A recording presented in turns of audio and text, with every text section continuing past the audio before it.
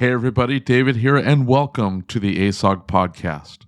We have a special episode for you featuring 3 shop owners along with myself talking about management and leadership.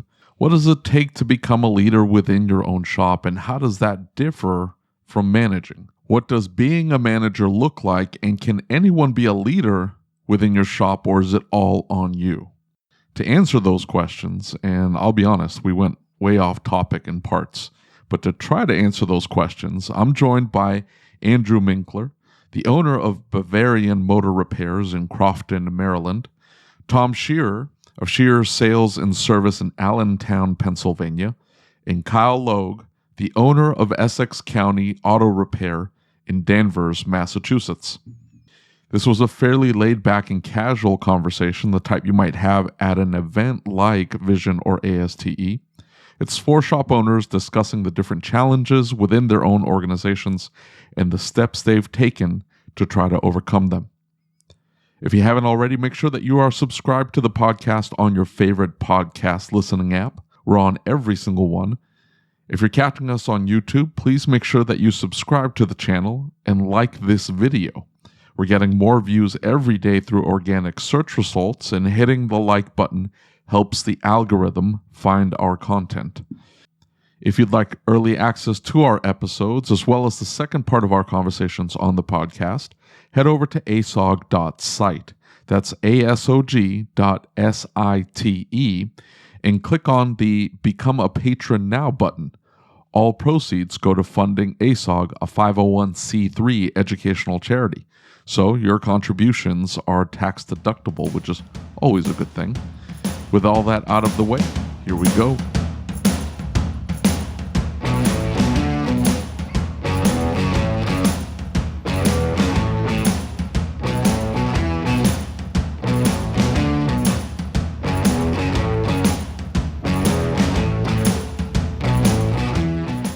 Yeah, that's interesting, though. If he's posting a help wanted ad and he's getting customers, that means he has a lot of clients that are on his Facebook. Something I got to work on. He's been working on it for years. He's been posting small videos. He has like 30 or 40 videos on his YouTube channel. And so he was passively building his social media reach. But yeah, his tech ads are excellent. I don't know if you've read them. Check out his Facebook page and read his tech ads. They're very, very good. And so I can see how that attracts new customers. That makes perfect sense. Yeah, I'll have to get on and check it out. I mean, first time being on with him, I said, I'll just check his main Facebook. And I guess he's gone for good, huh? Oh, he muted himself. Okay. I've been sitting here talking. Oh. Didn't even know I was muted. Welcome back. Yeah. And we can begin. No, I wouldn't even have known people saw my tech ads other than texts if customers didn't bring it in.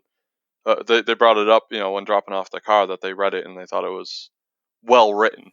Nobody's ever like, oh, that sounded great. Like they're always like, oh, that was well written. I'm like, oh, glad to hear that, because it took me almost a year to write that. Yeah. I wrote a really lengthy service advisor ad. And I bounced back and forth with doing just a short one and a long one. And then I said, I'm just going to put everything that needs to be in there, because service advisors typically do read a little bit more than I think technicians probably would. And had a phenomenal response. I mean, like not zero. I think there was 2 burger flippers. I was telling David earlier. Really, really good. Happy with that. Yeah, that's good. I got a lot of that with my service advisor ad. People they could connect with the service part of the ad, not necessarily the car part of the ad. So they felt qualified as far as the service portion of it went. Gotcha. The thing that's similar between both of your ads was the picture quality. I don't know how to take that. Yeah. No, there were great pictures. Uh-huh. They were interesting. They were engaging. Yeah. And so, and like Andrew, your pictures were excellent. They were professionally taken, right? They were, yeah. And I did run the A/B after speaking with you. You said, hey, people like looking at women, so I took my ugly mug down. Well, I left it up, but I put an A/B, and I put my wife up, and obviously within like moments, way more clicks. So yeah, there's a lot of truth to that. Yeah, a lot of I still did a photo bomb in the background, but I called my buddy. I was like, "Hey, can you get your girlfriend over here? Need some pictures."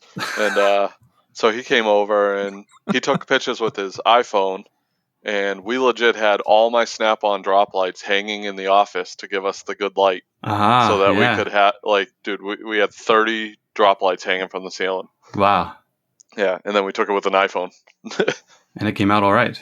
And it came out really good. Yeah. Nice. But that makes such a huge difference, the quality of the picture. I didn't. Yeah. I literally never even realized how dungy it looked in my office until that photo. And it made me update my lights to LED. So you don't need the drop lights any longer? For a good photo you do, but it's definitely brighter in my office. It literally, you walk through the door and you don't feel like you're going into a garage anymore. And that's what I wanted to get rid of. Mm. Yep. So we're hiring a photographer pretty much every quarter now. And we're using it for quite a bit of different stuff, but I think we're going to start doing the videos. I was just hearing that you have quite a few videos on your Facebook. But I don't know. It seems a little bit of morale, actually, when you get everybody together and, have a breakfast, do some photo shoots, hang out afterwards, chat about the week. We've noticed kind of a big uptick in everybody's kind of professionalism, how they stand, their posture, how they act around customers. When you're bringing in a photographer saying like, hey, this is how you should stand, this is how you should look. It's actually been pretty impressive. I could see that. We haven't gone that route, but I definitely find my technicians acting more professional now that they're the photographers and the videographers of our inspections. Yeah. They take that very serious. Yeah. Excellent. How much are you spending on this photographer, Andrew? It's a family member, so gas. Oh, really? Yeah, so I'm lucking out right there. So that could be good or bad, because if the pictures are terrible, I just couldn't use them. I'm sorry. Yeah, no, my sister's I guess she's a professional photographer, but she normally does, wedding and family portraits, things like that. But she's got a $30,000 lens, so if she's not taking a good picture, then that's not good. Yeah, there's definitely a talent to it. I don't know. There are a lot of people that think they're photographers that go out and buy, maybe not a $30,000 lens, but they buy expensive equipment, and the pictures they're okay. Yeah, we had a professional photographer come in back in, I think it was February, and I think it costs us about like $2,500. And he did a bunch of candidates, individuals. He did a really good job, and it definitely makes a really big difference over me snapping a picture with my cell phone. Yeah, I was talking to a shop owner out of Florida, and he was asking me about ads and this, that, and the other. And I told him the first thing you need to do is hire a photographer, because before you change your website, before you do run a whole bunch of print ads or post a bunch of stuff on social media, hire the photographer. You're going to get 1,000 pictures that you're going to be able to use in perpetuity for forever. And he's like, yeah, I think I know a person who knows a person that has a camera. I'm like, no. You need like a corporate photographer, somebody who's trained to do businesses. Yeah. And that's what I told him, Tom. I said it should be $2,000 to $2,500. That should be about what you spend. Yeah. And he was floored. He's like, are you kidding me? I'm like, no.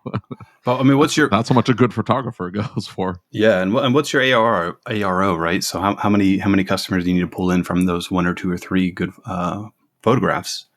Like almost none, really. When you look at it, how long you're going to use those photos for? You can frame all of your marketing around those pictures. And I talked to another shop owner who was looking to change their website, and websites are expensive. Yeah, it was like $15,000, I think, is what I spent on my website. Yeah, and that was 2 years ago. Websites are expensive, and so she's looking at switching to this company and that company. And you go to her website, and the website's nice. The biggest problem was the picture quality. They obviously were taken with an iPhone or a phone, and they had been then like emailed to the website company, so they were compressed and then expanded back out, so they were fuzzy. Yeah, and I told her, I said, just hire a photographer and put high quality pictures on the website, and that's all you have to do, and that'll fix everything. I mean, it'll instantly look 1,000 times better just from the quality of the photos. Yeah, the things we learn, man. Yeah, I thought I became a professional photographer. I had put something on Facebook asking around, and Ben Duncan had a camera he wasn't using anymore. I got it. I'm like, oh my god, like it's a professional camera. Went around my shop snapping pictures. My techs were hiding. The service advisor's hiding under his desk. I was out there for like 4 days straight just snapping pictures of everybody. You They know came out Ben, horrible. huh? Yeah. Yeah, it's not far from me. They came out horrible. Is that what you said? That's like it's a good camera don't make a difference if you're not good at capturing the moment, it don't work. Yeah, and framing it right, and then doing post, and there's so much to it. So much to it. Okay, so we were going to get on here and talk about leadership and management. Yeah, that was the idea. And then we got off on tangents. You see what happens? 10 minutes in, we're yakking about photography. So what happens when you bring Tom to the party? Yeah, I'm just chatting it all up here, huh? It was obvious you were not interested in talking about photography. I took time away from my day to do this. This is not what I signed up for. And that's unfortunately what I have to tell everybody is once I get them on the podcast, if they're not ghosting me, once I get them on the podcast, I'm like, hey, this is probably not going to go the way you think it is. We're going to be talking about random stuff, and it's going to kind of go off in left field. And they're like, really? Yeah, sorry. I'll edit it. It'll sound fine afterwards. Don't worry about it. But it's enjoyable. Makes it a lot less like work. Yeah, and it's supposed to be laid back, relaxed, a conversation as opposed to something a little bit more professional. Let's say it that way. Yeah. So let me ask you this: so how long have you guys been in business compared to how long you think you started to assume the role of either a manager or a leader? Yeah, I mean, I've been in business for 8 years, but a lot of my management training and that type of thing came before I opened my business. So I did a lot of corporate training, a lot of HR training. And so I brought a lot of that into the business. I just didn't know anything about running a shop, and I knew retail. And so retail and customer service, I've got that down. I come into shop ownership, and I mean, I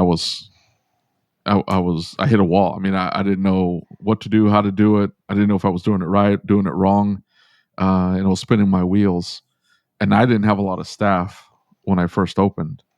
I've managed large groups of people. But going into a shop and, having to face the whether you can afford them or not decision, was sobering. And I think I took a lot of steps backwards in forgetting a lot of my skills that I had honed over years of managing, 10, 15, 20, 22 people at a time, and making sure everybody was doing what they were supposed to be doing and being highly successful at it. Mm-hmm. I move it into a much smaller environment where I don't have 3 people to get this thing done. I've got me and then kind of a part-timer. So do you consider yourself the manager? Do you have and have you been spinning wrenches, I guess is what I'm trying to say. So I've never worked on cars full time for an extended period of time. I wrenched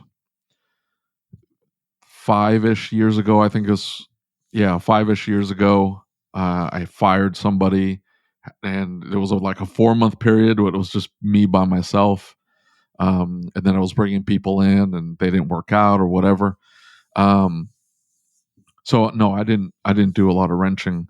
I tried to hire people who were better at it than I was to do the wrenching. Does that answer your question?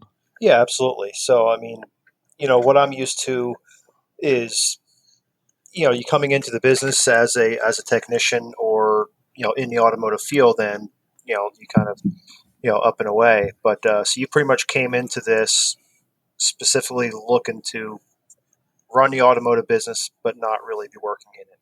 Is that correct? Yeah, that was the idea. It didn't work out that way, but that was the idea. Yeah. So I've been in business for 6 years now. I'd say I started my journey on learning about this stuff about 2 years ago. Yeah. But I've really only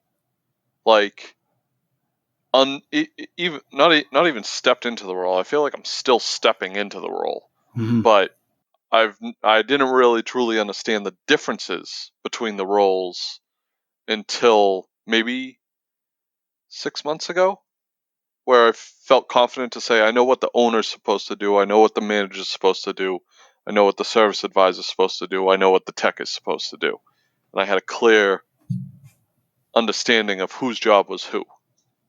But I still don't feel like I fill the manager role now. I don't wrench on cars anymore.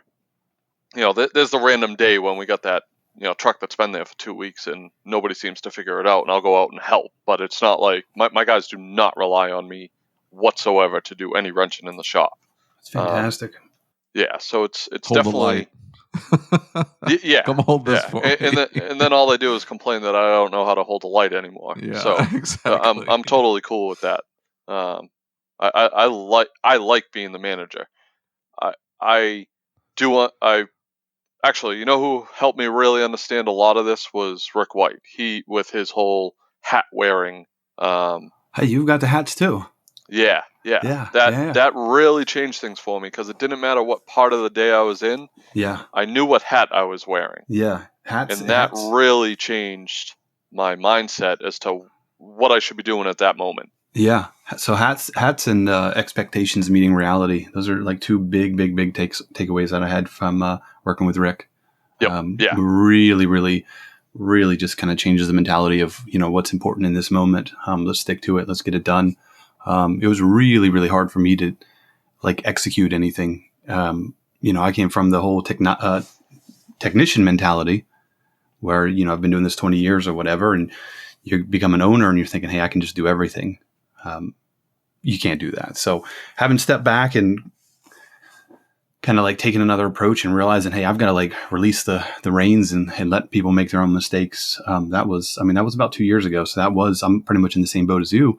That was a really, really, really hard move to make. But now that I'm in the groove of doing that, it's become really, really, really nice for me to actually be able to see people hit those challenges, make those mistakes, and then sit down and have those conversations with a, completely cool mindset and say, hey, these are the challenges we faced.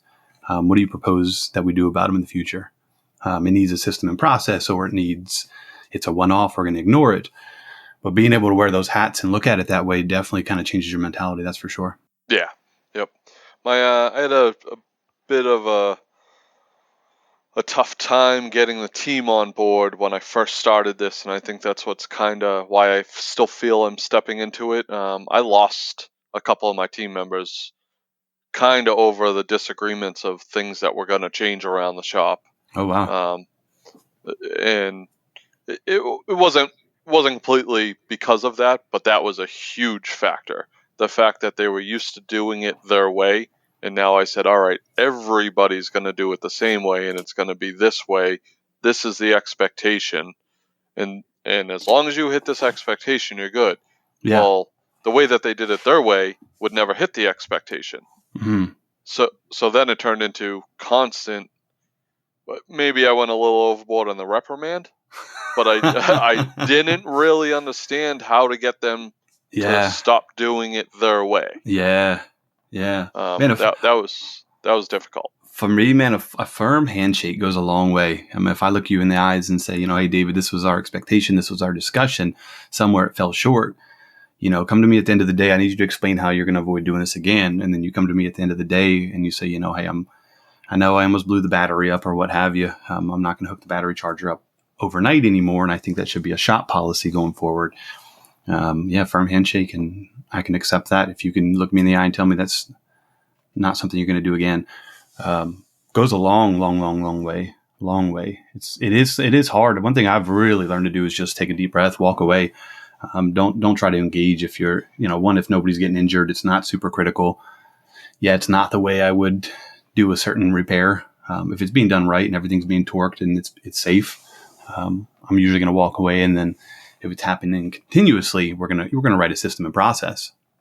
Yeah. But probably not something we need to kind of get into in the moment. And I used to be the worst employer. It's amazing. Looking at myself from now to 2 years ago or 3 years ago, where, you can do everything and you're constantly micromanaging people, to now I'm like polar opposite. Just, hey, Kyle, let me let you work and see how you work and see your flow. And let me monitor and kind of watch what you do, and assess what your skill is and what I think your potential is. And let's build a game plan for you. And then let's fine tune, exactly like you're saying, fine tune expectations, make them meet reality, and let's get there slowly. The key takeaway there, though, is that you had them make the change, or tell you what they were going to change about it. At least they bring it, at least they're going to bring it to me, right? So not always we're going to accept it, or maybe it's an ongoing issue. Hey, look, we're working on European, we're working on BMWs, Minis, Rolls-Royce. Man, we got a lot of coolant leaks. We got a lot of coolant leaks after those coolant leaks. So we need systems and processes. How, what are we going to do? And David, I spoke to you a little bit earlier today on the phone. Our shop internal policy is 15 miles. If you do a coolant repair, coolant flush, coolant service, that car gets 15 miles. It gets retested. Now, we hired an intern to do a lot of that driving for you, but our internal shop policy is whoever works on the car does the first 3 miles, the last 3 miles. They let it sit in between, check it, take it out again. When you're looking at, the money, these referrals, and the confidence these clients have in us, when you're doing stuff like that, what's the trade-off? It's pennies, right? Pennies on the hour to have somebody go out and triple check that. And it's kind of night and day. But when they stop getting less and less comebacks, and how much time that eats up on your clock, and you're talking about efficiency and productivity. So we're Monday through Thursday, 10 hours a day. We really work about 39. And our minimum goal for each technician is 53 hours. And we really want to hover around probably 58, 59. But, being able to put something into play where people can start to buy into it and get on board with it, it's definitely intimidating. You're trying to lead a team that, you're using the best judgment to say, hey, guys, you got to buy into this. This is going to work. But you kind of have to see it work, and then kind of fine tune it. And that's another, big thing I started just to bite that apple when I started working with Rick was, don't wait for perfection. Just stop waiting for perfection. I don't know how many times I just sat on business cards because I didn't quite like it 100%. Referral cards. That's a great example. I'm now through like my 25th version of my referral cards. Put them out there. They're not great looking, but you're getting referrals. You're getting stuff coming in. Yeah, if they work, they work. They work. Exactly. So that's kind of the same mentality using with the technicians and the staff. That's huge for buy-in, though. That's massive for buy-in. Having them come up with a solution and bringing it to you gets instant buy-in if you both agree to the solution. Yeah, because it's their suggestion. There's already buy-in from their side. Does that make sense? Oh, definitely. Because that's a common mistake. You approach them with the solution. Hey, I want you to do it this way now. Exactly. Because you made the mistake, as opposed to, what are we going to do about fixing this? Yeah. That's a completely different approach. Yeah. Completely different. And these are things anybody that's listening it's got to be getting into smart groups or some type of groups or professional coaching. But these are little things you just start to develop, and then they just become very, very natural. I still remember sitting in my first interview, interviewing a technician, and it felt like I was Mr. Bean or something, man. Just super awkward. And,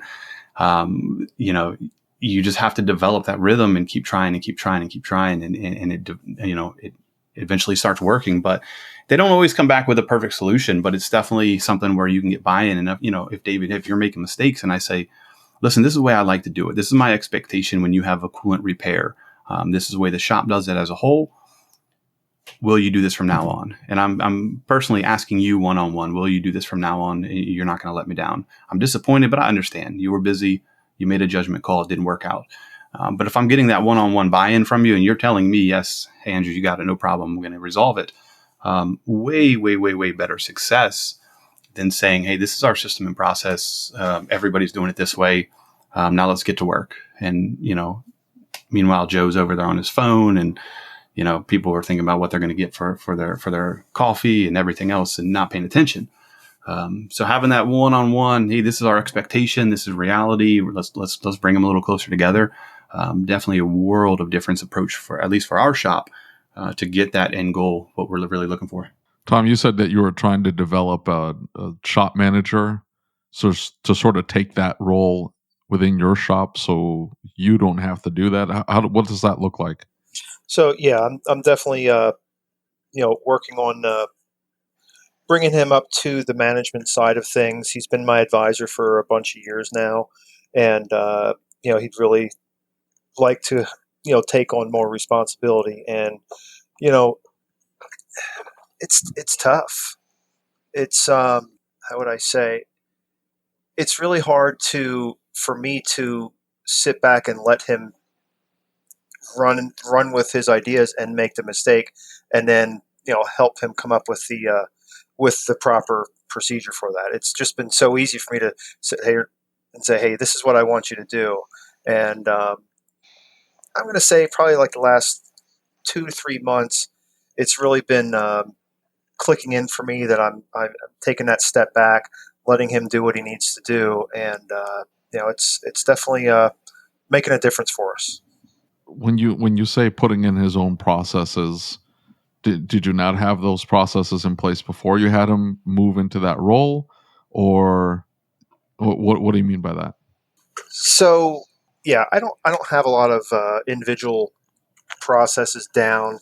I have the role for the service advisors, and never really had anything for anything above that though. And that was always me. So it's been a really tough transition to kind of lay the groundwork for him to do what needs to be done. And quite honestly, I really should be focusing more on developing those processes for him. And we're kind of almost going by the seat of our pants with it, learning as we go. Yeah. But just sitting back at the end of the day, at the end of the week, and reviewing that and helping to come up with a plan as far as how we're going to deal with things moving forward. Mm-hmm. But I'm very guilty of not putting it down on paper and developing that process. I think that's everybody, though. How often do people get on ASOG and they throw up the question about asking for a policies and procedures book? And it's like, it's frightening. And I joined a coaching group, and they sent you a policies and procedures book. Yeah. It was a binder, and it was like 300 pages. I mean, it was huge. I still have it. Yeah. Massive binder. What's that? Can you send that to me? Yeah, right.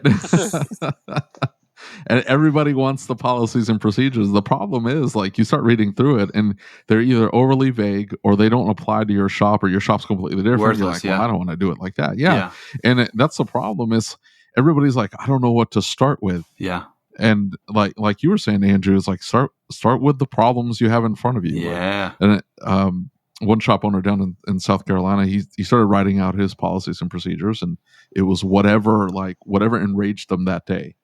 So and that's how I write them too. Man. It's like, what pissed me off today? What am I mad about right now that we didn't do that we should have done? Yeah. Let me go ahead and sit down and just bang it out real quick. Yeah, great idea. Next thing you know, I got a 4-page paper on how to lock the door. Yeah, right.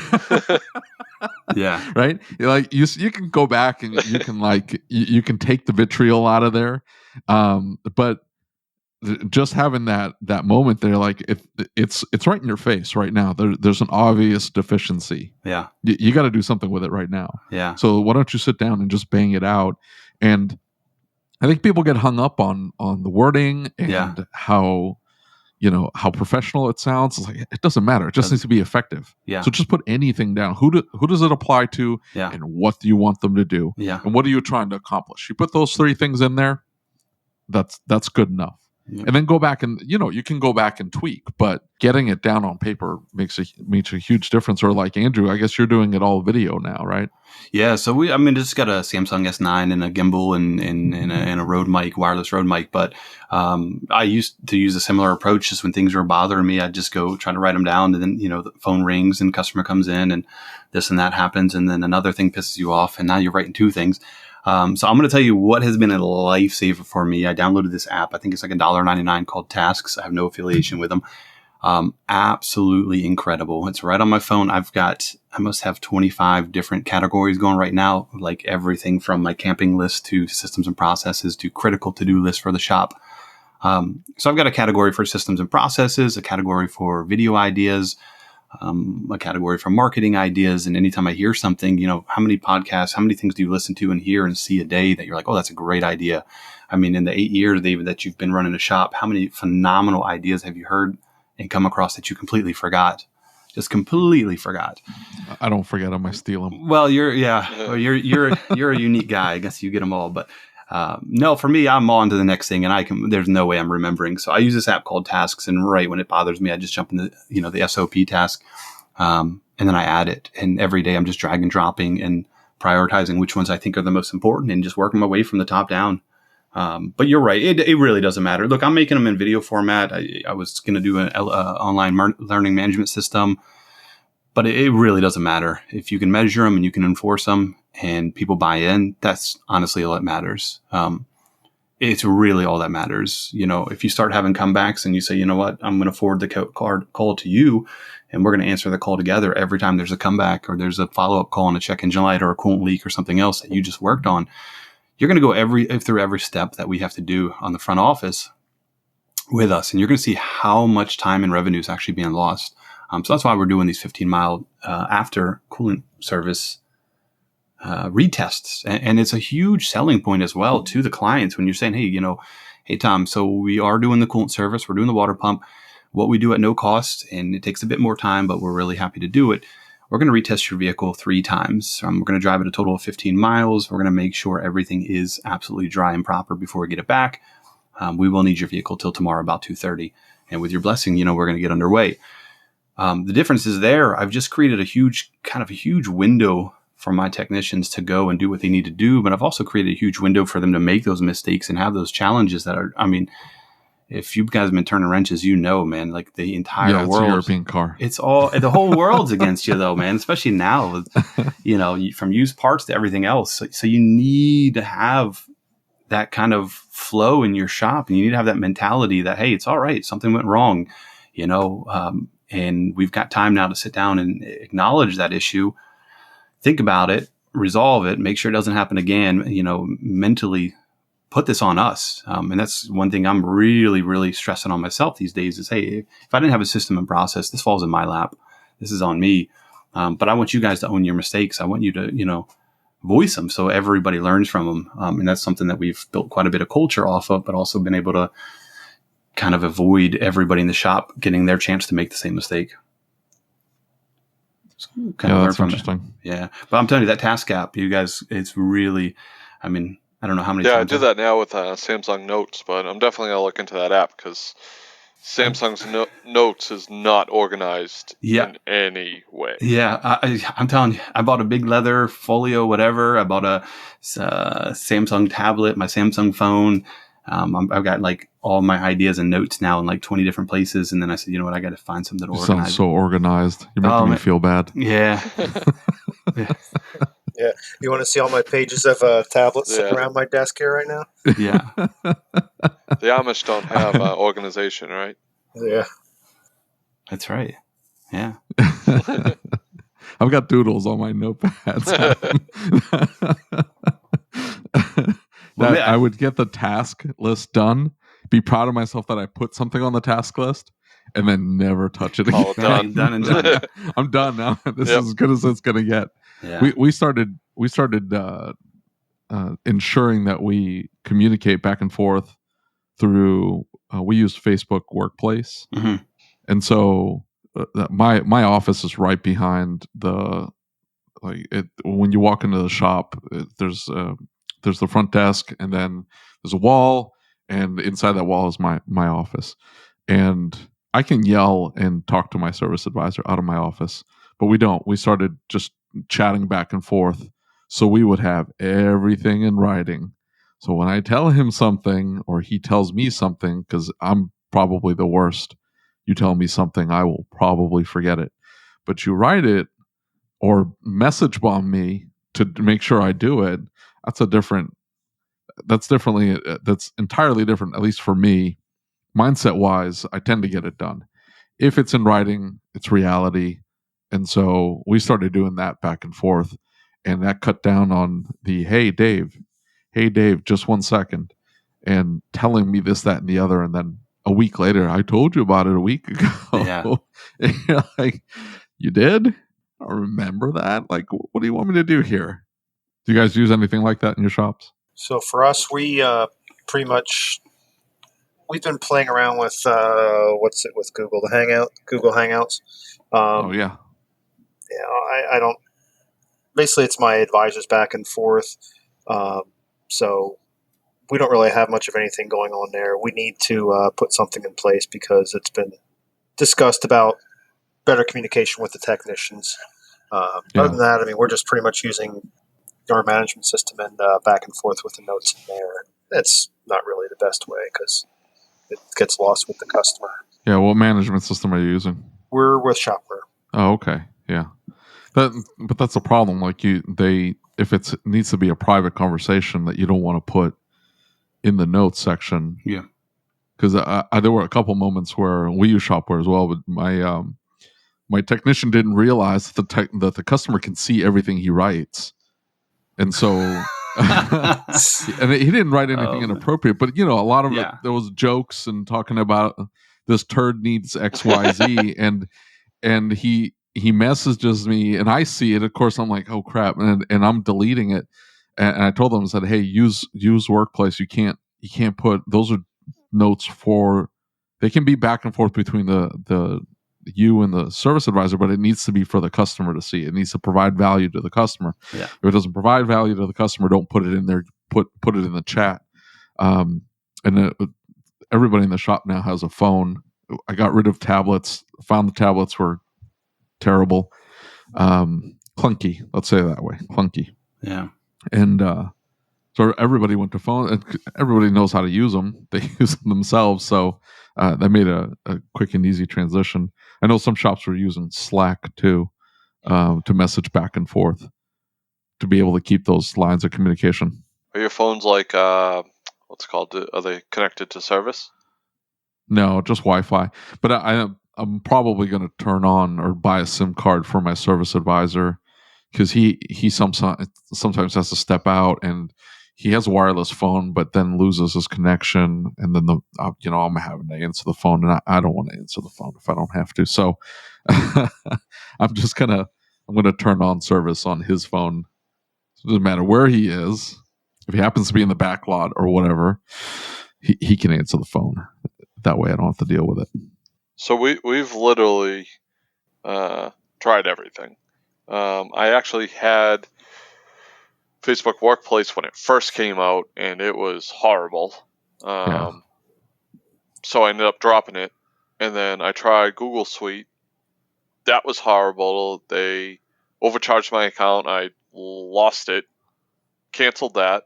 Tried Slack. Slack was probably the better of them, but we had a problem with the cell phones going out of Wi-Fi and then them not reconnecting. So if you sent them a message, they wouldn't even receive it. That's a problem. Until they went back in and reopen the app to make it connect. Same thing with what's the other WhatsApp. Mm-hmm. We tried WhatsApp. Same exact thing. Bolt-on's Messenger is useless. We did the LAN Messenger for a while, but that's only good on a PC. So, and we couldn't send photos. Sometimes the techs need to send a photo to help the service advisor. So we went straight back to paper and taking photos and walking out to the service advisor to show them.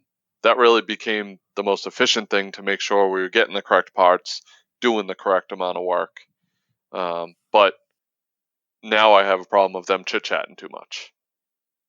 So I go back and forth. I guess if things have probably gotten better with Facebook, I love Facebook Messenger.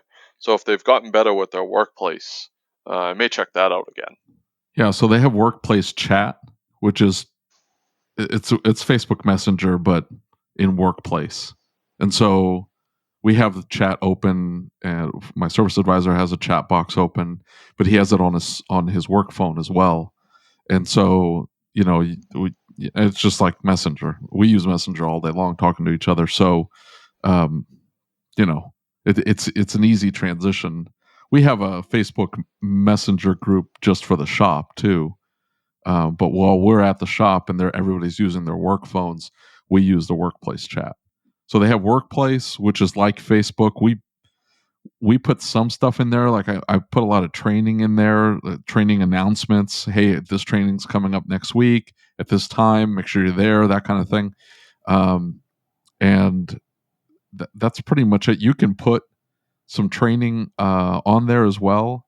If and announcements and posts, so it almost looks like Facebook, like a Facebook feed.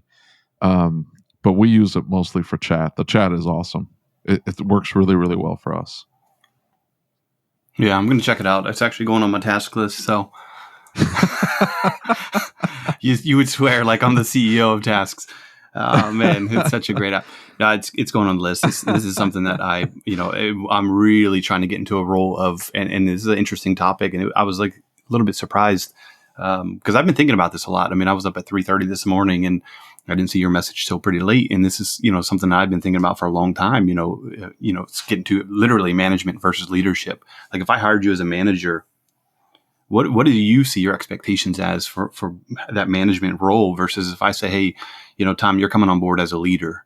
One kind of has a connotation of morale and direction and exactly giving your guys some focus and gals. And it's kind of interesting because I don't know about you guys. I definitely get into like a swing where I get super, super into one side of it. And we've already kind of beat the systems and processes to death. And now everybody's, they are efficient. We're cranking up to 100, 140, 150%. Now you're kind of losing morale or you're losing focus or we haven't discussed training and all these other things. So it's very interesting that you had messaged me early this morning. And this is something I've been like really myself. I'm on a mission to kind of remove myself from the shop. I want to see if by June next year I can get down to 25, 30 hours per week in the shop. And it's definitely not going to happen without management or leadership. So putting those two in place without me being that key person every single day, we're going to see how that works. But I'm hopeful we'll figure out a way. So for me, managers are going to execute. Yeah, like that's what you have them do. Yeah, but what they're executing on is the role of the leader. Yeah, a leader is simply the ability to influence. So you set that larger vision, you set that larger goal, and you say, this is the direction we need to go in. Here's the plan. The manager is supposed to execute on that plan. Yeah. But can you give your manager, and obviously we're not ready to have a manager come on board full time. Can you give somebody in the shop power to be that leader without actually being a manager? And I'll tell you, we really strongly encourage, more so this last quarter than ever with COVID and everything hitting. We've really pushed specifically our two technicians to really step up and start leading with training. What do you guys want? What do you want to get hands on with? We don't have to wait. Look, we don't have to wait for vision and all these other things to start doing training. I have no problem with you hit a car that you're hitting a roadblock on. Let's set aside 4 hours. Let's get this done. Let's really dig into this and nail it down. But you've got to take charge. You have to realize where your shortcomings are in the shop. So trying to step out of that role myself and not always see myself as a leader and say, hey, Kyle, you're in charge this week. See what you can come up with. See what we really struggle with. Show me something that we can turn into a 4-hour training session. And it's usually it's going to happen, and you're going to come up with something. And it may be something super stupid that you think, hey, there's no way we're going to have struggle with a LIN bus on a headlamp or something like that. And somebody in your shop does, man. They're just hitting a brick wall and they just can't wrap their heads around what's going on here. Let's do a deep dive into it and try to put somebody else as that leader role. Well, I think we need, leaders, multiple leaders really, to function properly. For us, we have, basically I'm leading the organization here, but then we have our manager, and, he's responsible for the advisor staff as well as overseeing the technicians. But I don't like the shop foreman role just because I kind of botched that up pretty good with my first guy. So but we have our one tech out there leading the techs, and he's responsible for the techs, and my manager kind of oversees him and the advisors. So there's multiple leaders throughout there, and each one's responsible for their own different section, and works out. When you say leaders, who's setting the game plan though? That would be me. Okay. So you're just expecting them to influence the others in a positive light. Right. Yeah. Lead by example, and help take them down the proper path. Yeah, I look at the way I see it is every single one of my employees should be a leader. In some facet of their day, they're going to have to take the role of leader and lead in that particular time. A manager may only do the manager's position, but the way I want my guys, I guess I may not be good at explaining this, but I've dug so deep into Jocko Willink's idea of leadership and decentralized command. I know that's military talk, but it works for business. I follow his podcast. I've listened to probably 100 episodes now. And he just did a great coverage of a leadership book by I think it was General Clark. He wrote a book back in 1922 about leadership, and they reviewed that between 5 episodes on his podcast. And you want to talk how to run a great organization? That little book there that he reviewed will give you, if you got all your guys looking at their role as the leadership role, they'll know when to lead, when to follow, when to make suggestions. It's every employee has to have that ability within your organization, or they're just going to come in, do their job, and then go home. Yeah. And I'm not really looking for that. I want guys that are invested. And when you don't give them that opportunity to lead, I don't really think they're going to really own their position. That makes all the difference. That right there, what you just said. Because I'm telling you, you walk into 50 different shops, and the ones that are struggling, the ones that are having problems, expect to make all the decisions, want to make all the decisions, and they don't allow their people to do their jobs, or to give suggestions, or to give feedback, or to provide any value other than the physical work. Does that make sense? Yeah. Yeah. And so they don't understand why I can't get them to do X, Y, and Z. It's like they're different people. They're not going to do it exactly like you. Yeah.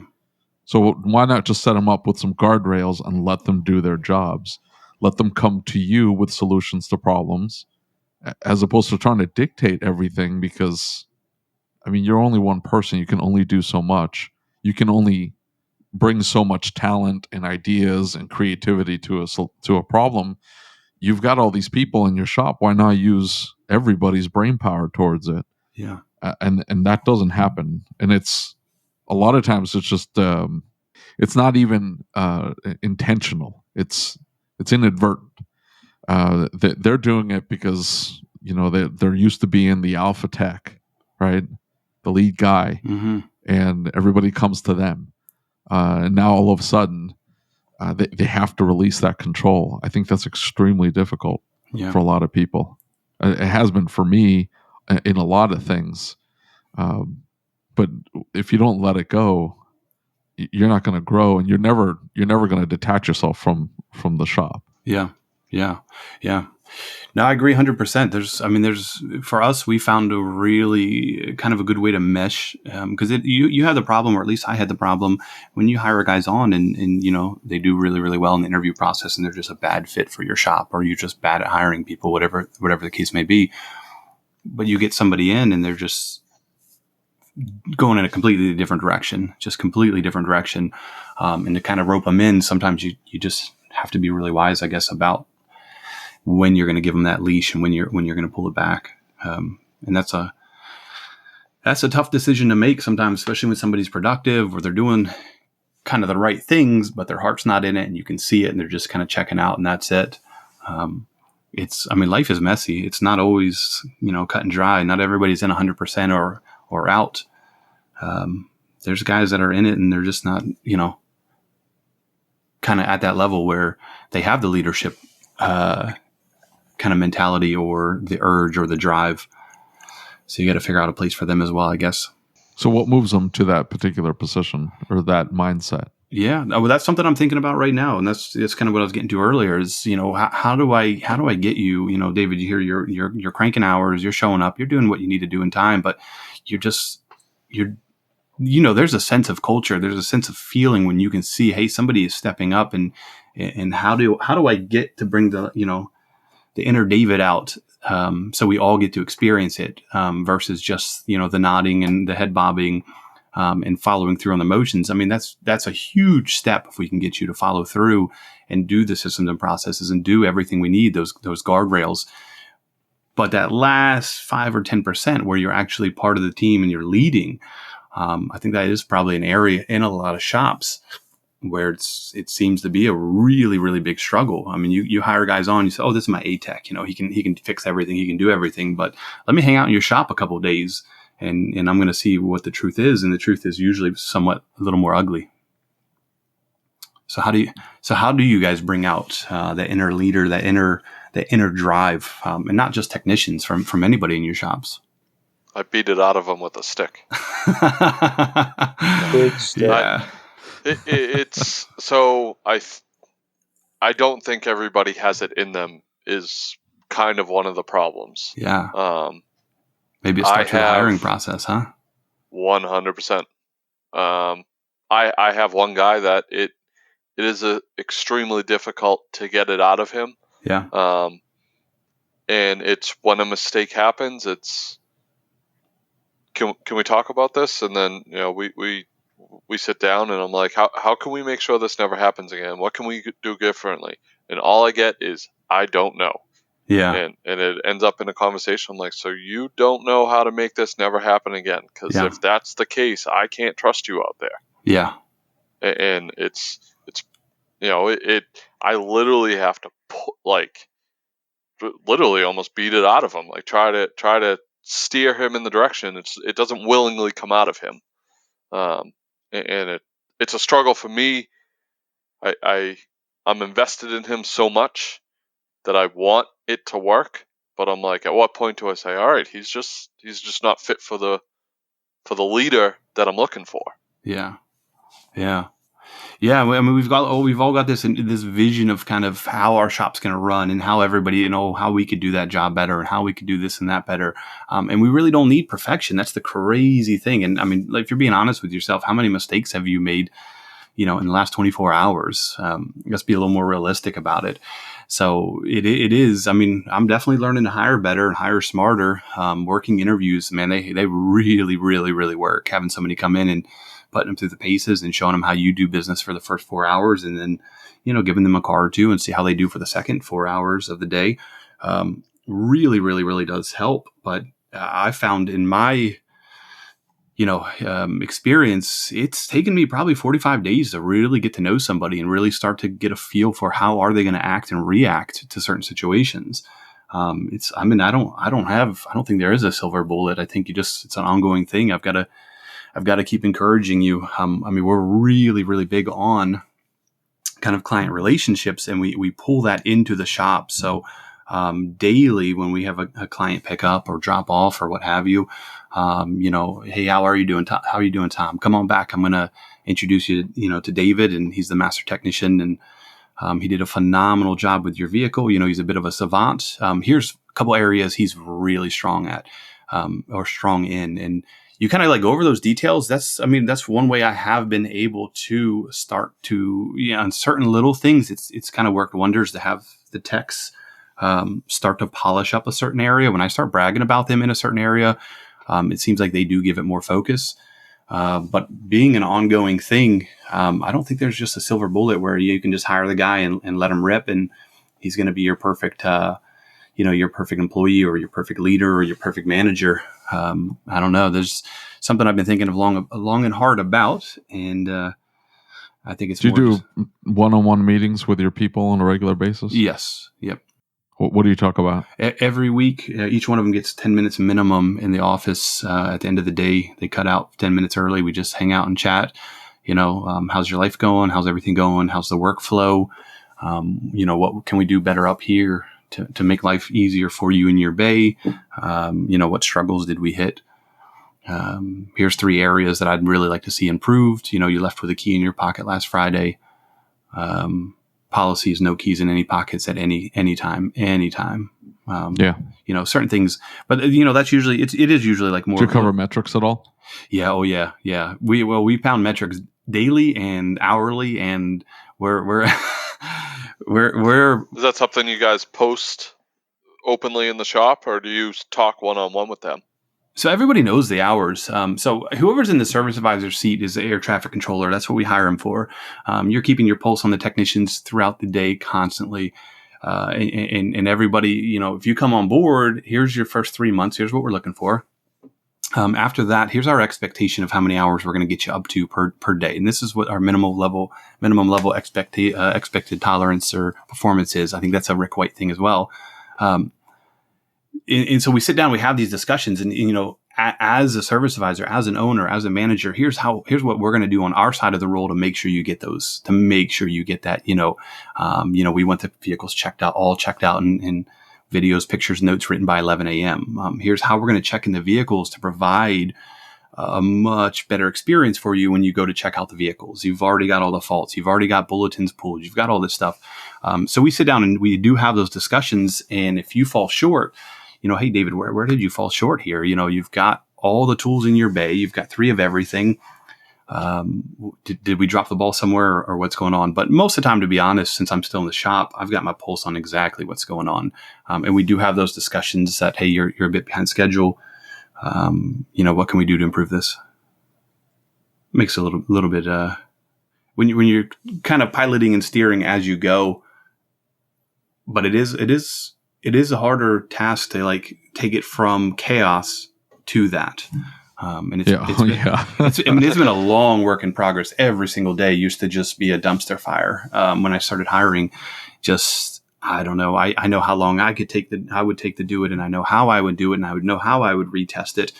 But again, having a really good client relationship, having extra time with the vehicles, having time set aside for these mistakes, these challenges, I'm really, really big on that.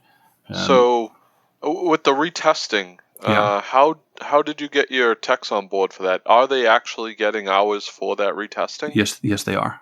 You're really coming on board, and you're getting time for just about everything. And to be fair, I've seen his tickets, Kyle. Trust me, he's charging. Yeah, but so you're also providing, nothing goes without videos, pictures, or notes. Nothing you do. It's just nothing you do.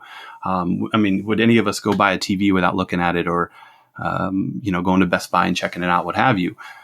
There's no reason, a client should ever purchase something without fully understanding what they're buying and why, and what the benefits are and what the risks are for not doing it. So how you communicate all that stuff is exactly where we try to dial it in. And so now we're going down a whole different rabbit hole, but are you sending your guys to Toastmasters International? Are you having meetings where you're actually practicing posture and communication and eye contact and firm handshakes and all this stuff? World of difference. But when you have a technician, and for us, so far we've pulled technicians from dealerships, and they're used to 60-70% of their work being warranty. And when you can explain, hey, 70% of your day was wasted previously. We're fixing all that right now. 100% of your day you will be reimbursed for. You will be paid for. You are extremely valuable. Everything you touch, your entire knowledge, your experience, your tools, those aren't free, and I understand that. And I need you to document and be able to provide something so an advisor can present that to the client to show them that. You don't just say, hey, I'm a doctor and you got to pay me this. Hey, we're going to run XYZ tests, and this is a very complex surgery, what have you. So, so that's kind of the way we kind of went down a rabbit hole, but that's really it's easy to nitpick on little things, but then you keep backing out and create this whole environment, this whole picture, this whole world, and it makes it a little smoother. That's a big thing that we're working on. My new advisor, he's been with us since July, but he came to us from a Ford dealership. Mm-hmm. And his go-to was to cut the hours to get the ticket down to get the job sold. Yeah, no way. That has been... So he actually, he's not about cutting the hours at all. Yeah. When he came there, he left the dealer, this is what he tells me anyways. I mean, maybe he's fluffing me, I'm not sure. But either way, he's like, I wanted to work for somebody that cared about the customer, because where I work, they don't. Yeah. Yeah, they all say that. Exactly. Yeah. But what does that mean to you? Care about the customer? Yeah, see, that makes the difference there. I'll tell you straight up, he cares about our customers. He loves our customers. Yeah. But he also doesn't quite understand automotive enough, where he doesn't understand that I expect the tech to go on a test drive when he's done, but he doesn't factor that into the time that he sells. Yeah. So I've been working on that with him lately, because I do the exact same thing with my guys, but then my guys are like, well, I'm not getting paid to go take this on a half-hour test drive. Yeah. So I ended up hiring a shop helper that's doing that for us now. Yeah. Yeah. But now it's turned into the guys won't, and I guess I didn't set the tone right away, but the guys would pull the vehicle out, have the shop helper go take it for a ride, and he's like, well, this thing's making noise all over the place. And he didn't drive it beforehand. So, and this is literally, he's been with me for 2 weeks, so this is a whole new challenge to us. But I do want to set that same type of process in my shop. So I was curious as to how you go about that if you were given the taxi hours, because I feel they need it. Yeah. But I haven't quite got my advisor on board yet. Yeah, no, and I haven't been to your shop. I mean, I heard all great things about you, Kyle, and skill set. They're all lies. Don't worry. They're all lies. Well, hey, what do they say? Like PR covers all manner of sins or something. I don't know. So well done. Yeah. So I mean, you set the expectation with the client first. It has to happen. You have to. I mean, I don't know how many times I say BMW Master Technician or Certified Technician or whatever. I don't know how many times we introduce them, and hey, I call them unicorns, but these guys are absolutely incredible. You have to keep pushing that. And if I tell you over and over that, hey, Kyle, we have really high expectations. I can see you're extremely talented. Every breath you take while you're in my shop brings a tremendous amount of value. And I really appreciate it. And I want to make sure you're reimbursed and you're taken care of for that. So we need to work together to come up with a game plan. Here's my thoughts. Every single lift has a timer on it. Every single timer gets set to 45 minutes. Once you grab that ticket, you're hitting that button. Once you're at 45 minutes, you're done. You never, ever, ever, unless it's your mom's car, you're not going over that 45 minutes for that first hour of assessment. There's just no way around it. So, we need you above 100% efficiency. So here's how we're going to do it. What you should be able to do in that first 45 minutes is what most shops, should 2-3 hours. These people are paying, go to Geek Squad, and get your one computer tested. It's $169. Do you think you have more knowledge, skill set, tooling, experience, than the 17-year-old hanging out in the Geek Squad, just, rolling his face on the keyboard? You do. And I know you do.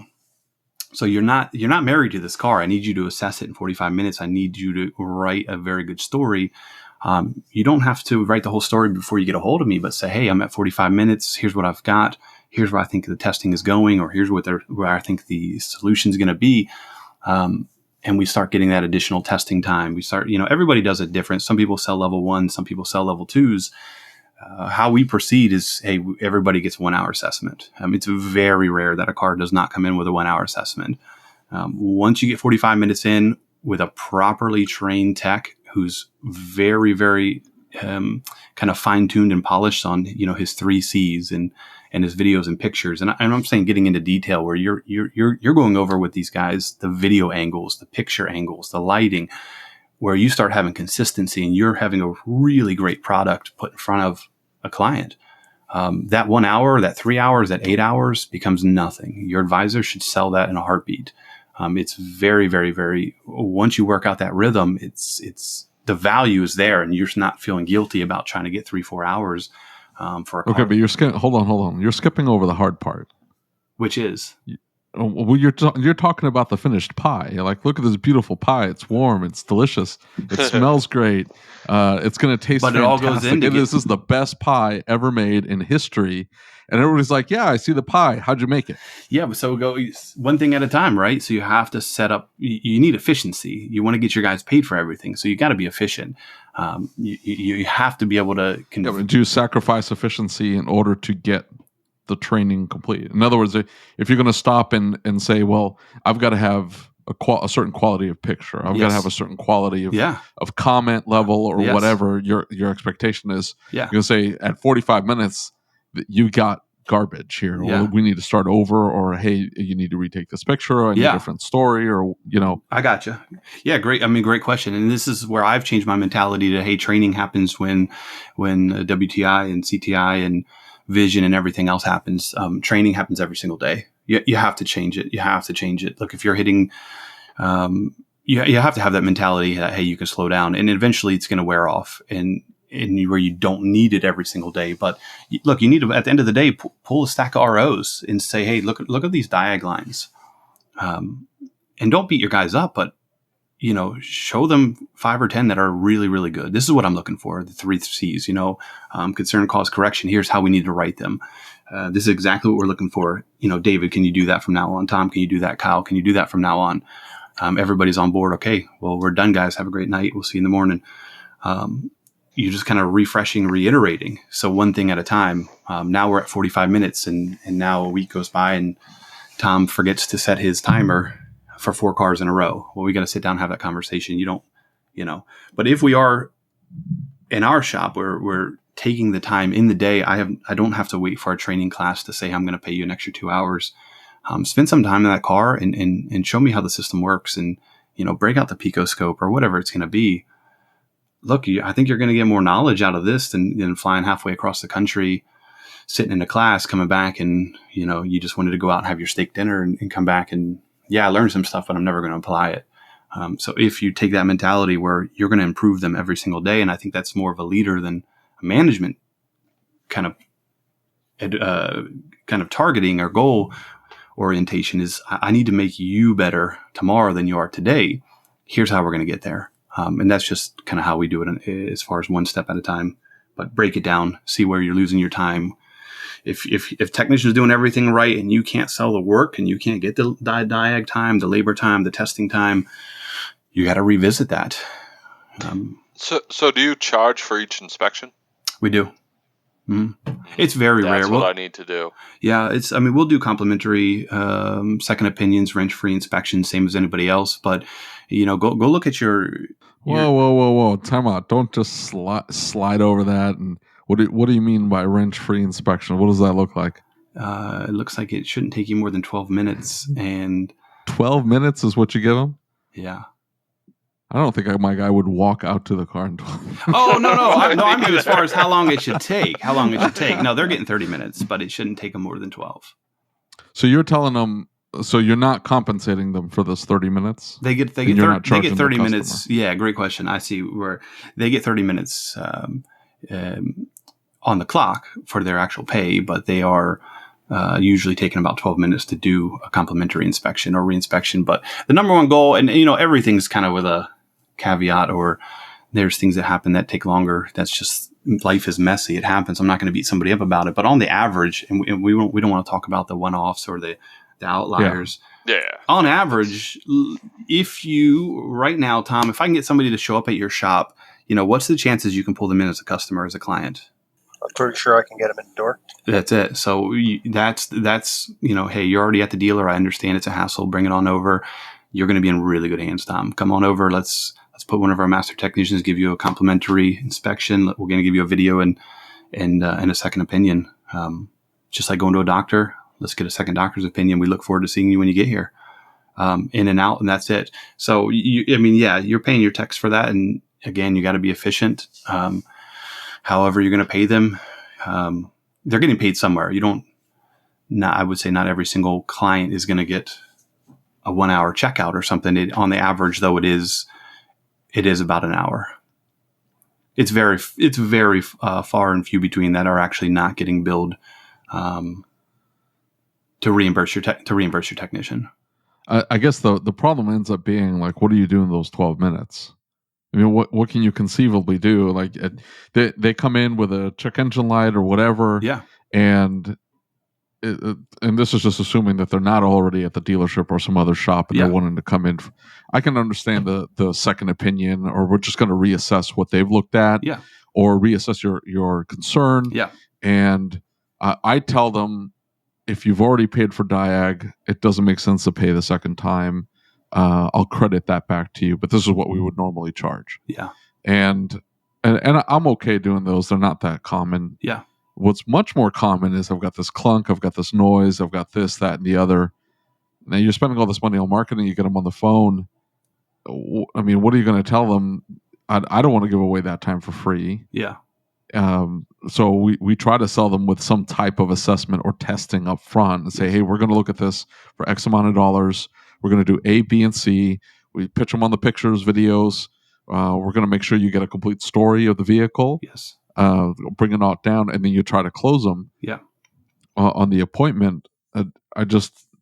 What kind of put the framework around that? Yeah. I know we're going off in left field. No, here, but I told you that would happen. Yeah, no, this is perfect because this is a management thing for sure, right? So this is how do you handle certain things? So we find on our Google ads, we have customers, obviously 80% of the calls, they just want a quote, right? So the ones that call, they find you on Google, I'm at the dealer, you got that 10%, they just want a second opinion. They really don't want to bring it to you, but you're going to get them over there. So it really depends on what it is. And we have kind of a process for each one. You gave the example, my check engine light is on. Look, David, you're a master technician for BMW. Your time is way too valuable. I'm not going to have you out there scanning a car at no cost. We've got an intern. She wants to be an automotive tech. She's phenomenal. She can't go wrenching on anything yet. We're not going to allow that. But she can go out and do a full system scan and pull everything up. Now, we use a MaxiSys Elite or something, Autel, that emails right to the technician's email. So every technician, it pops up and they've got the email. So whoever gets it assigned, they've already got all the data. They've already got everything with them when they go out to the car. Service advisor or front office assistant has already popped the hood, checked all the fluids, done the walk around, taken 27 pictures, and that takes about 7 or 8 minutes. But you're right about that. You can't give anything away. And you can't also have your technicians. So that's essentially what you're providing them for free then. Yeah. And you're saying, hey, we're going to scan the car. We're going to check do basic fluid checks. And you're using either an apprentice or somebody that's inexpensive to do those basic checks and say, hey, it looks like we're going to need to do A, B, and C testing. That's going to be $250, $300, whatever. Let's get that done so we can pinpoint what's going on. Yeah. So normally from there, we'd handle it. David, you get the repair order and you just, do your quick test drive. It's 2 miles, bring it on in. And for second opinions, we don't necessarily put the blinders on, but we zero in our time and energy on the concern they brought it in for. And that's a really, really big difference between a second opinion and a car that's coming in for whatever else reason as a normal, coming in through a different avenue, I would say. That's just the way we handle it. And everybody's got their own system that probably works just fine. Again, have never been here before, looking for a second opinion. You've already got the pre-scan. You've got all the data in your hands. As a technician, you grab that, you pull it in. You've already got a pretty good idea what's going on. You're going to pop the hood. You're going to do some basic checks. You're going to make a real quick video. Our videos should all be under 60 seconds. Again, if you're sending your guys a Toastmaster or you're practicing presentation, if you have a script. Do you really send your guys to Toastmaster? Yeah. And that's something we'll probably start back up post-COVID. But yeah, if I have a script for you. So do you have them talking into the. Yes, every single time. In the video? Yeah. What sells better is, going through a video and saying, hey, XYZ on your vehicle. Or, you're never going to find anybody who's more terrified as a public speaker than I am. I still remember when I had to give my first wedding toast, man. I wrote it on a big piece of paper, like 8.5 by 11. And dude, you never heard something rattle and shake so much. in your life, man. So I forced myself to do all this, and I realized I gained a lot of confidence, and I gained a lot of communication skill with our clients just from doing that. I learned how to communicate, not just. I see the benefit of it. Yeah, and it makes perfect sense. Yeah, I don't know that I could get my technicians. You can. If you start building 6.5 hours an RO or whatever you're aiming for, you can. Listen, I brought on all of our guys have come on. They're BMW Master technicians at the dealers, thinking this is really dumb, and actually the dealers have finally started doing this as well. But if you if you make a video, I'm the video. They make the videos. Yeah. Now I usually have to mute them because they'll say plenty. Oh yeah. I just don't want any of that communicated to my customer. Yeah. So this turd is leaking oil from every possible spot. Or you hear the two guys in the back bay talking about something they shouldn't be talking about in the background. Yeah, I can't tell you how many times I'll do an audit and I'm like, thank you for I'm so glad I audited this particular inspection because it hasn't been sent out yet. Yeah. And again, that's expectations meeting reality, right? So you're having these discussions and you're having them on a pretty normal basis, and you're going to audit them, right?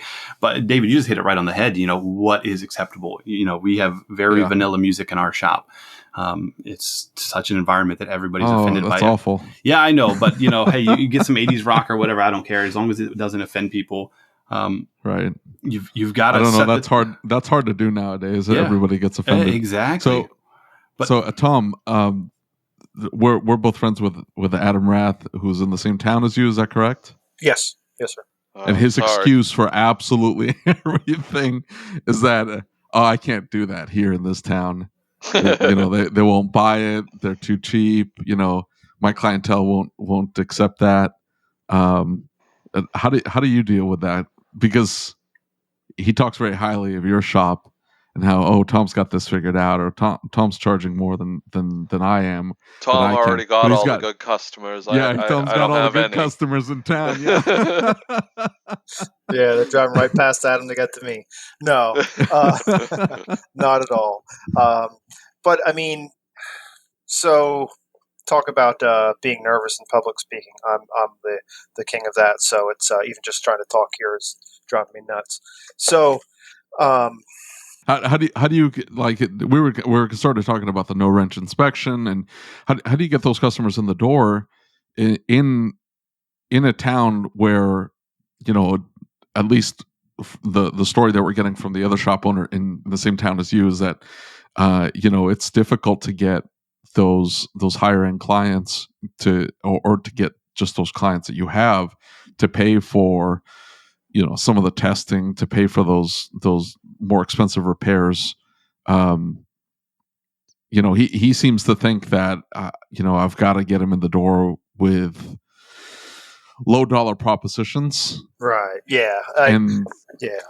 But what we do is, we take the time to talk to the customer. I've really been working with my advisors and my CSR to not rush through things. Take the time, talk to them, interview them, find out what's going on, and just try to, hit it off with them. And then go over what we do, why we're different, and we discuss the pricing of our diagnosing right over the phone right away. I don't want any surprises for that customer. So I want them to know what's going to happen when they come in, when we expect them to drop the car off, what we're going to do, how we're going to do it, when we're going to contact them, and just try to frame everything out for them and give them the comfort and whatever they need to be willing to come into us. And it works really well. We we get plenty of people that are like, oh my God, you charge way too much for diagnosing. And quite honestly, we are more expensive than the BMW dealer 1 mile down the street, Mercedes that's closer to Adam. The only place we're not more expensive than for diagnosing is Porsche. But we explain to them what we're going to do. We're not going to print out a test plan and say, well, it could be A, B, or C. We need to go in, and we're going to replace this, we're going to replace that. we go that extra mile to determine what's really wrong with it. And we don't go all the way with that all the time. We spend our level 1 and explain to them that we should be back to you within this amount of time. I'm sorry, we don't talk about time, but within this amount of dollar amount, within this diagnosis, we should be able to come back and let you know what's going on with your car. We're either going to have an estimate for you as far as what it takes to fix it, or the slim possibility that we need more testing time. We're going to call you, let you know where we're at, what we need to do, and give you the opportunity to be in charge of what we're doing on the car. And I think that's really important to stress that they're in charge, that they're not just giving us a blank check. Mm-hmm. So, but yeah, I mean, do you have your guys go into Toastmaster? No, hell, I'm scared to go to Toastmaster. So yeah, you gotta do it. I mean, it's impressive. I'm Googling it because I've never heard of this. Yeah, Toastmaster, what? All over the world, man. You can go anywhere. Tom, you can start with a B&I group. A B&I group will get you to have to stand in front of a crowd, and when it's your turn, you have to speak for 8 to 10 minutes on a topic that obviously pertains to your business, and you have to do the 30 to 45 minute infomercials every single week. So you get used to it, getting up and just speaking off the cuff. You want to walk in prepared, but walking in prepared does nothing. My first BNI meeting, I don't even know what I talked about. I think I was talking about dogs the whole time. Yeah, I can get on board with that. Yeah. And, I was talking to a lady on the phone today, and she called me up and she's like, I need a tune-up for my car. And I said, what kind of vehicle is it? And she said a 2013 Mitsubishi something or another. I said, well, they don't really have tune-ups anymore. And she said, what do you mean? I said, well, what used to be a tune-up used to be spark plug wires, cap, rotor, a bunch of filters, spark plugs. I said, the spark plugs get done every 100,000, and fluids need to be done on certain time intervals, and filters need to be inspected once a year and replaced as necessary. And I just kind of went down the list, and I said, tune-ups aren't a thing anymore. And she's like, oh, I just talked to a guy. He spoke so confidently, and he told me all I needed was a tune-up. Turns out she had a check engine light on for a cam sensor and a P0420. And the guy told her, oh, just do a tune-up. It'll be fine. And she was absolutely convinced. And the reason why she was absolutely convinced is because he spoke with such surety. Yeah. He was so confident in what he was saying that even though he was giving her absolute bunk, total garbage, what he was telling her, she believed it. Because it just, all that mattered was that confidence level. Wow. Yeah. Absolutely. And, I have a little bit different outlook as to, like what Andrew was talking about with, with the videos and everything for his technicians. And, I respect that 100%.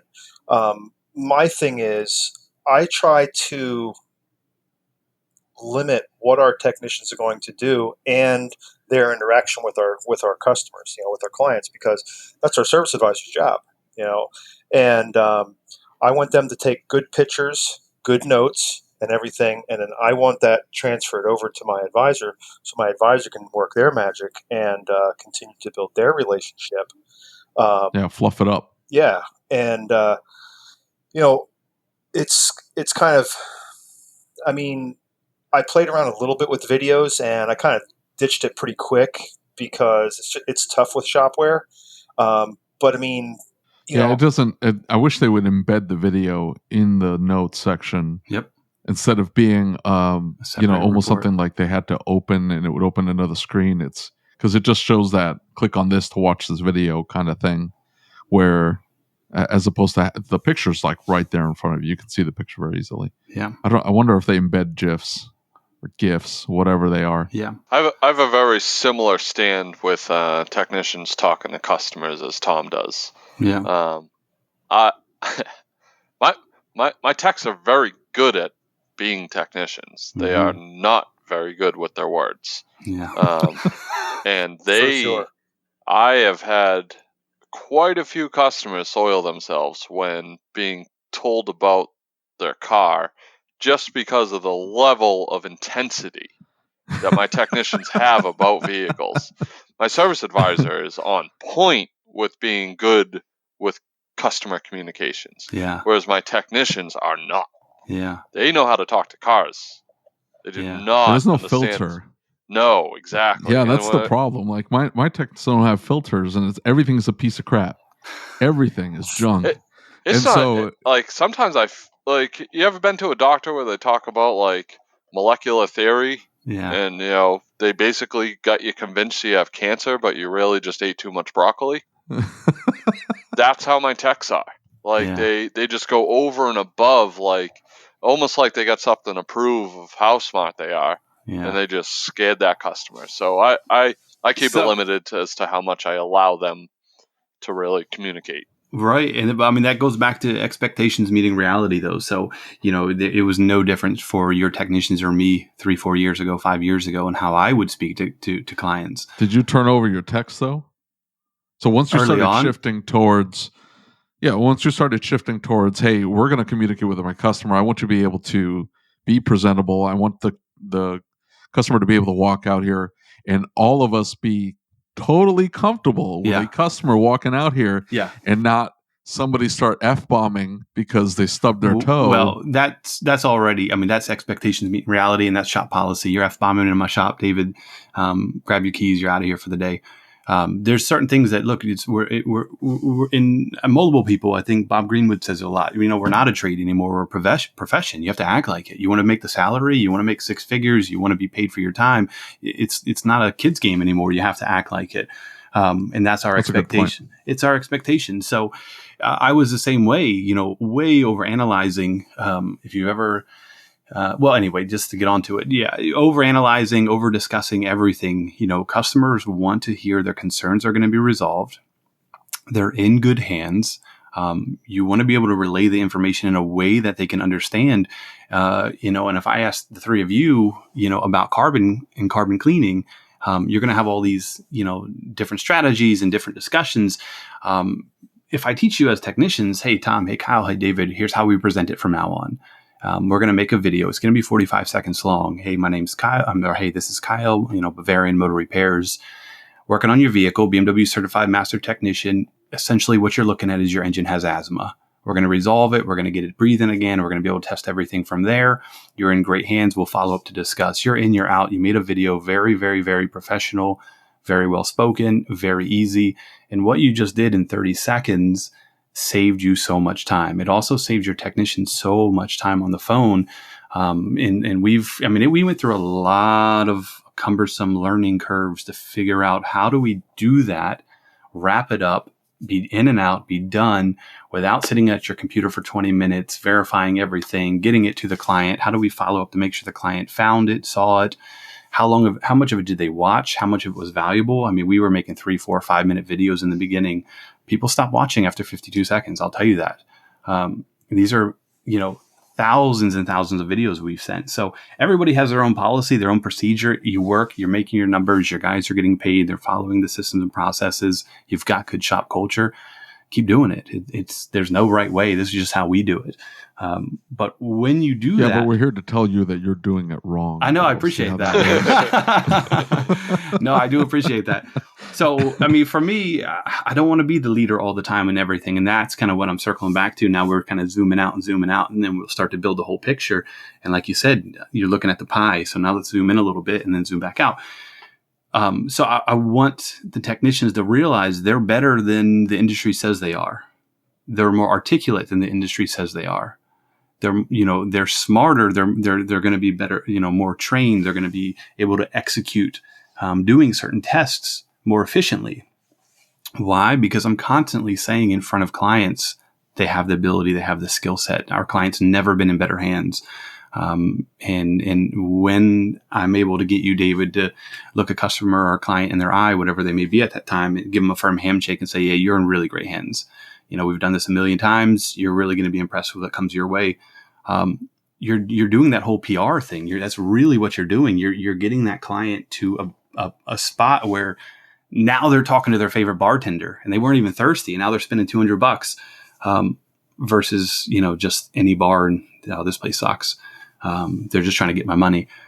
And that's kind of the mentality behind the videos and the presentation and trying to lead the staff to start to lead themselves. Well, I hope you enjoyed this episode of the ASOG Podcast. For our patrons, we'll have the second half of our conversation with Andrew, Kyle, and Tom on our Patreon page. So make sure you become a patron to catch the extra content. If you're listening to this on Apple Podcasts, leave us a review. It helps spread the word. And don't forget to subscribe to the YouTube channel and hit that like button. The algorithm demands its sacrifice, and hitting that like button quenches its thirst. As always, if you have any questions, comments, or concerns, or if you'd like to be a guest on the podcast, or if you have any topic suggestions, please reach out to me via email. My email address is david@asog.site. That's DAVID @ASOG.SITE. Until next time.